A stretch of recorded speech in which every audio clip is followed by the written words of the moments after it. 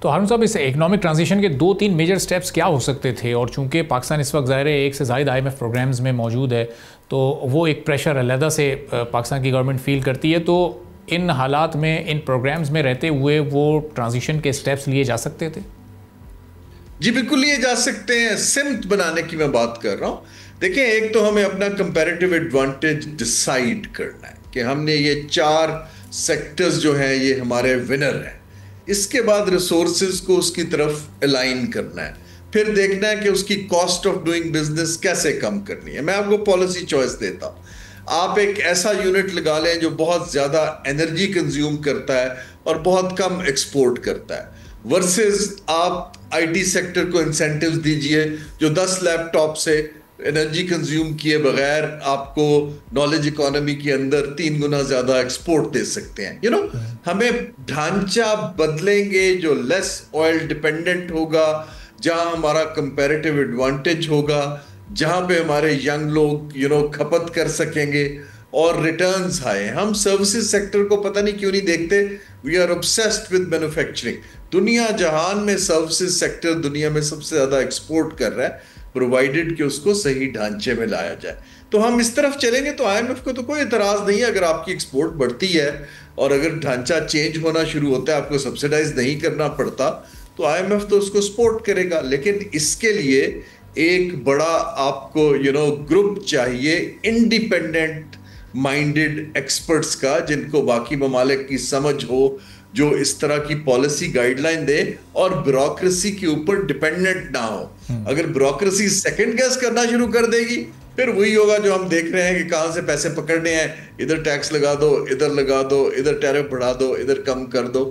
اس سے sustainable transition بڑی مشکل دکھائی. ایک آخری سوال ہارون صاحب، جو یہ ٹرک تو اس وقت گورنمنٹ نے مس کر دی ہے جو آپ اس وقت سجیسٹ کر رہے ہیں، تو اب ان حالات میں وہ جو 4.2 کا گروتھ ریٹ ہے جو ٹارگٹ ہے، وہاں تک پریکٹیکلی پہنچنا کتنا چیلنجنگ ہوگا؟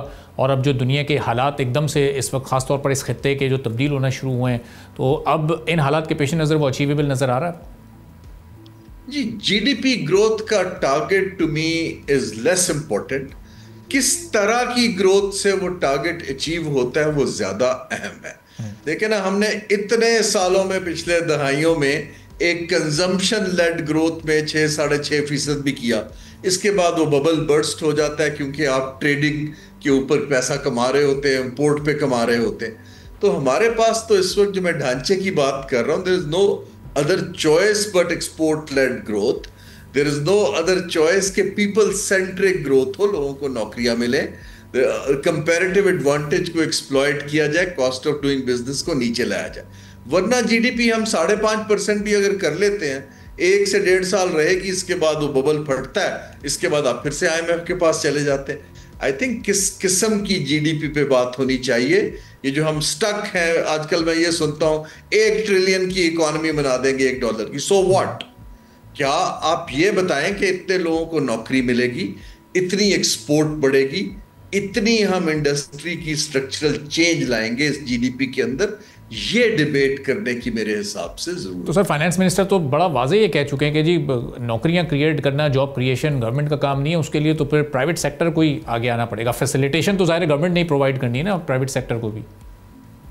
جی فائنانس منسٹر بالکل ٹھیک کہہ رہے ہیں، اور میں یہی تو کہہ رہا ہوں کہ آپ کو ایک پالیسی سپیس کھولنی ہے اپنے کمپیریٹیو ایڈوانٹیج کے جو سیکٹرز کی، جہاں پرائیویٹ سیکٹر کو انسینٹیوز دیے جائیں گے تو نوکریاں کھلیں گی، اینڈ انٹرپرینورشپ کے انسینٹیوز دیے جائیں گے تو IT کے لوگ کام کریں گے.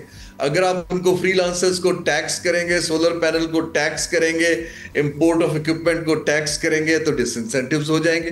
بڑی سیدھی سی بات ہے.